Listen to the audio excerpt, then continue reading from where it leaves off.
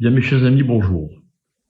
Alors, je sais qu'on est tous submergés d'images, de vidéos, et même de shiurim. Et je me demande en commençant cette vidéo, qu'est-ce que je peux apporter de plus? Est-ce qu'on est dans un moment où il faut parler absolument? Je me dis que quelque part, rester silencieux, c'est peut-être pire que tout. Et donc, voilà, je prends mon courage à deux mains et je m'adresse à vous pour vous dire essentiellement trois choses.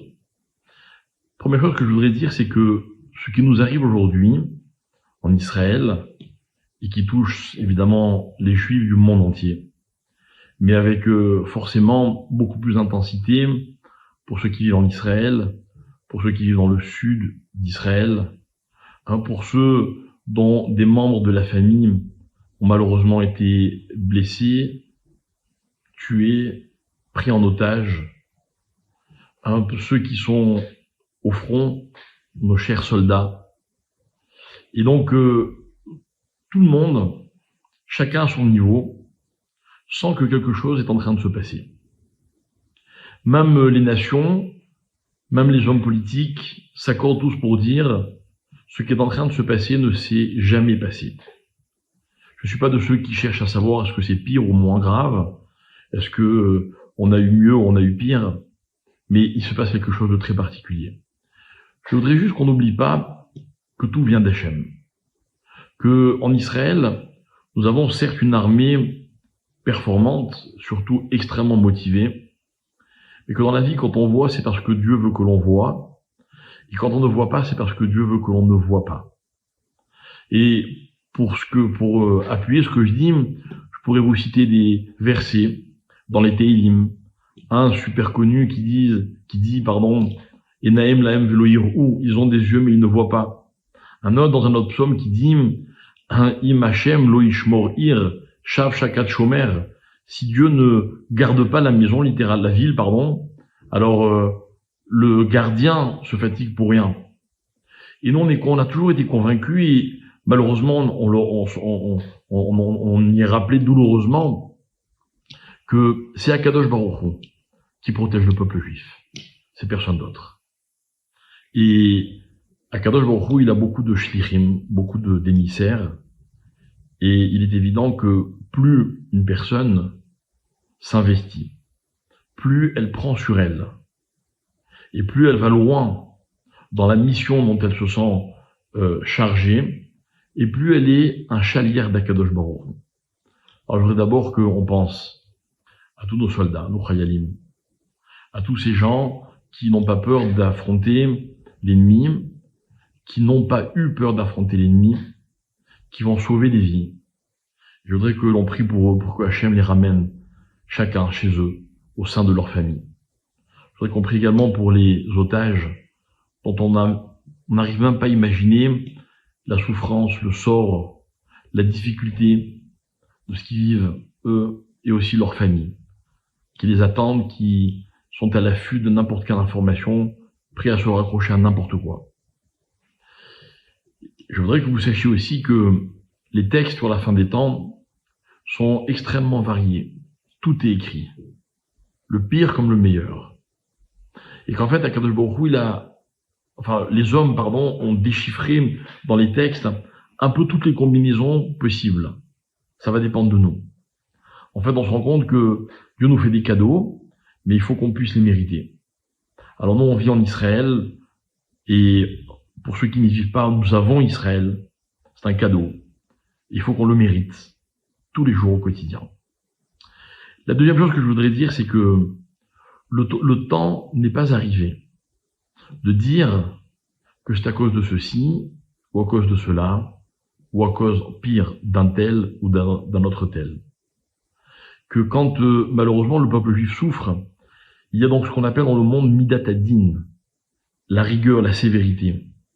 La sévérité, explique nos Haramim, notamment le Rav Dessler, il dit qu'en fait, c'est comme une autorisation qu'a le mal de se mettre en marche et de frapper, le Satan. Et donc, si Dieu préserve, le Satan entendait aujourd'hui que les Juifs eux-mêmes s'accusent mutuellement, même s'ils s'accusent à eux-mêmes en disant « nous n'avons pas fait ceci, nous n'avons pas été à la hauteur », eh bien, ça ne pourrait peut-être qu'ajouter du mal. Évidemment qu'il faut se remettre en question, évidemment qu'il faut se ressaisir. Mais je crois que plutôt que de dire ce qu'on a fait ou ce qu'on n'a pas fait, il faut voir ce qui est en train de se passer. Que Baruch Hashem, les Juifs, se rapprochent les uns des autres. Que le peuple se ressoude dans la douleur, certes, mais c'est ce qui est en train de se passer. Que tout le monde se met à prier. Que les Chayalim mendient pour qu'on leur envoie des titis de katane. Pour que on prie pour eux.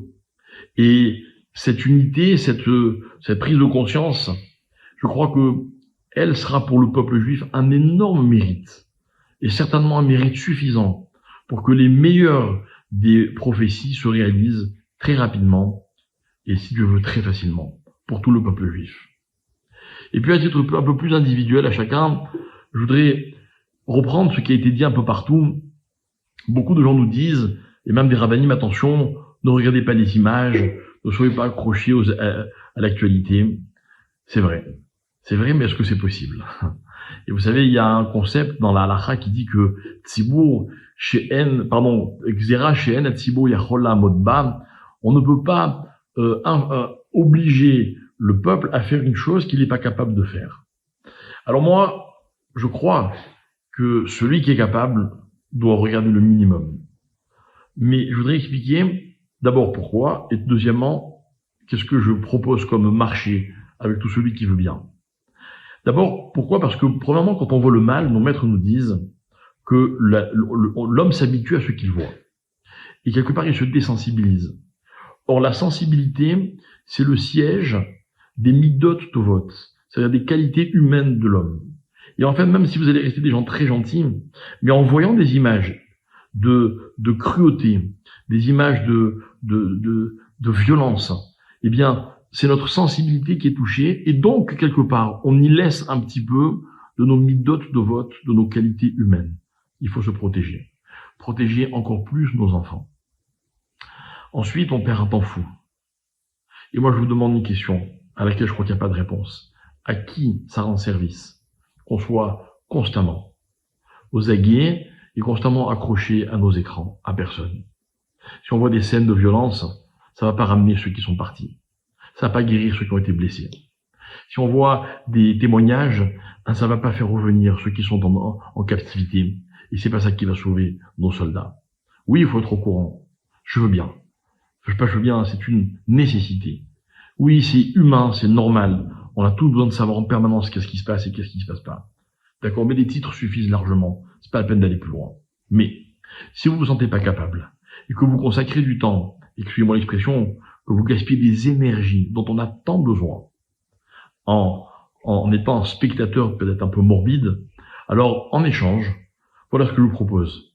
Le temps que vous passez devant votre écran, passez-le aussi à faire quelque chose de constructif. Vous avez regardé votre écran pendant 5 minutes, des vidéos, aussi horribles soient-elles, eh bien prenez ces 5 minutes et faites des télim, faites une mitzvah, appelez quelqu'un pour vous réconforter, allez aider ceux qui en ont besoin. Vous avez passé à la fin de la journée, je sais pas, je veux même pas dire de durée, vous avez passé un certain temps, il n'y a pas de problème, mais que ces énergies ne soient pas dilapidées, gaspillées pour rien. On a besoin de nos énergies. Et nos énergies, mes chers amis, c'est les mitzvot, c'est l'entraide. Alors, ceux qui n'arrivent pas à s'empêcher, d'accord, mais à condition qu'ils récupèrent ces énergies dans la même durée, et avec la même intensité, pour faire du bien autour d'eux, pour prier. Priez, mes chers amis. Il adore nos prières. Il attend qu'on lui demande, on lui redemande, on lui redemande de ramener les otages, de guérir les malades, de guérir les blessés, de protéger nos soldats et surtout d'éradiquer nos ennemis. Nous, on veut rien de mal à personne. On veut juste que nos ennemis ne soient plus des ennemis, ou bien qu'ils n'existent plus, ou bien qu'ils comprennent que nous sommes le peuple élu, que nous sommes sur notre terre d'Israël, et que Bezrat Hashem, un jour tout le monde le saura et tout le monde le reconnaîtra, que ça se passe le plus vite et le plus facilement. Je vous souhaite beaucoup de courage et je vous dis à très bientôt.